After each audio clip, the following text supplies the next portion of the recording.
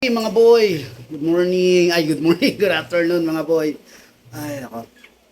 Pero ito, i-rehome na natin si F1, yung ating bicolor na Shih Tzu Light na female. Yan, kasi matagal na siyang naka-reserve at ngayon nga kukunin yan.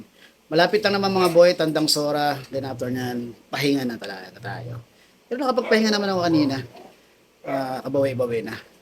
Okay mga boy, date natin ngayon is February 26, 2025. At syempre oras natin ngayon is around 4 o'clock ng hapon. Okay, ito si F2. Ay, F1 pala.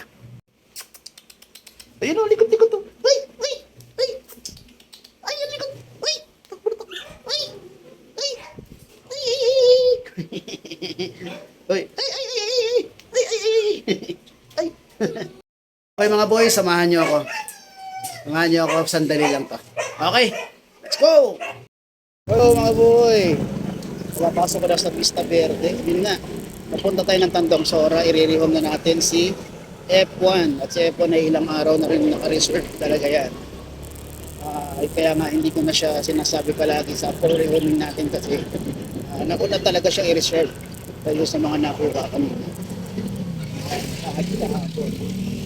Okay mga boy, syempre available pa rin natin si Dan. Si Dan mga boy.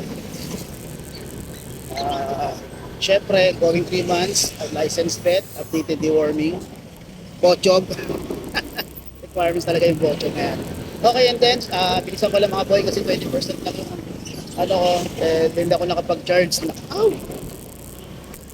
Okay, lag, kapatid na yung ano ko. Yan nga mga boy, syempre pasalamat tayo kay Ma'am Clarissa, si Ma'am Clarissa ng taga BF Homes, North Caloocan. Nakuha niya si Pedro. Then, sunod natin agad si Sir Jao na taga Imus Cavite. Which lane subdivision mga boy. Yun, nakuha naman niya si F2. And then, sumunod si Sasha ng Bagong Silang Kaliwa, North Caloocan kay Sir Baron. And then sumunod si Sir Arnold na nakuha si M3 na taga Greenfield subdivision, Novaliches, Quezon City. Yes, tapos bumiyahe tayo na papuntang Mexico kagabi.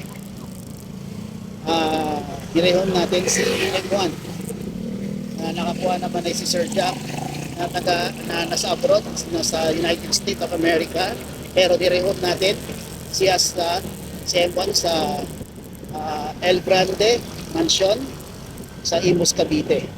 Okay, then kanina kumaga, yun nga, nagkasundo ulit kami, kinuha ulit ni Sir Arnold si M2 na taga Greenfield subdivision na Novaliches, Quezon City. Yan po ang ating mga na-rehome. Boy, maraming salamat sa tangkilik ng ating mga pets this week. Medyo pumalto tayo ngayon mga boy.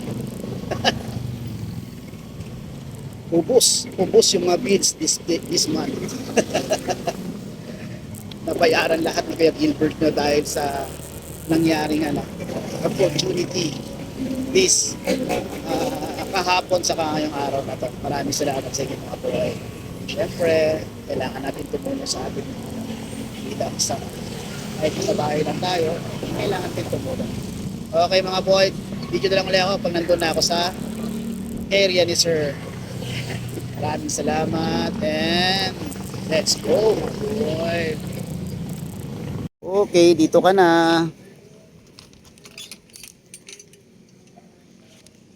Sir. Mabait. Apo, mabait yan. Tapos, ito sir yung ano niya. Oo, anong kumain na siya? Opo, pinakain ko na pero mamaya-maya pa ulit pakainin ko ulit.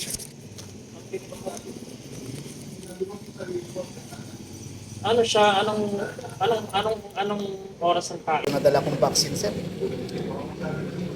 Kay Danto. Di ba yung pangalan? Oo, kay Danto eh. Idalhin ko na lang dito sir yung ano. Oo, sige kung walang itcha mo na lang dito sa... Oo, kasi kailangan yan sir. Pero March 10 pa yan sir. March 10.